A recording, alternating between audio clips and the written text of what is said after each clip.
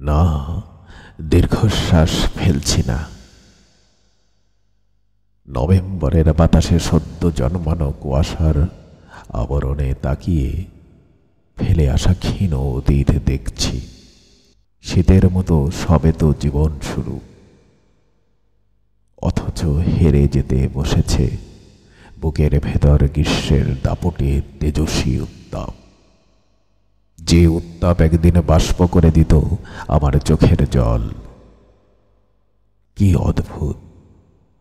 এই আবহাওয়ার ব্রডকাস্টিং এর মতো অনিশ্চিত জীবনের প্রতি দেখে আমার মায়া লাগে।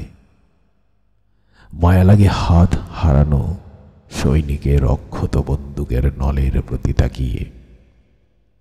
এই যে আমি মায়ার মতো পৃথিবীর গোপন ইতিহাসগুলো জমা রাখতাম, অথচ কথা রাখতে পারতাম না। কি কথা লিখতে বসে লিখে ফেলি দুঃখ, সেসবের ইয়াপ্ত নেই। তবুও আমি লিখি সমুদ্রের ঠিকানায়।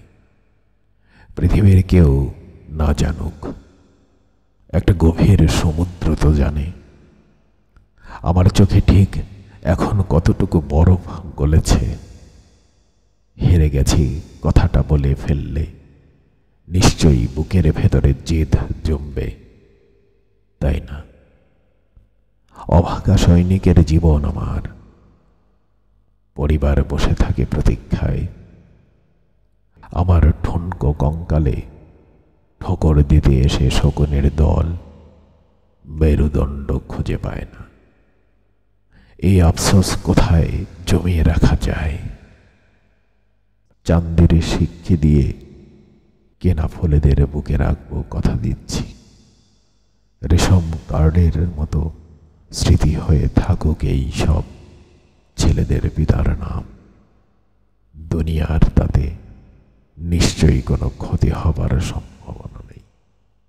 আচ্ছা, সমুদ্র আমার কবরের এপিটাফ ঘেঁষে একটা রোজ অ্যাডেনিয়াম ফুলের গাছ লাগাতে ঠিক কত খরচ হবে বলতে পারো?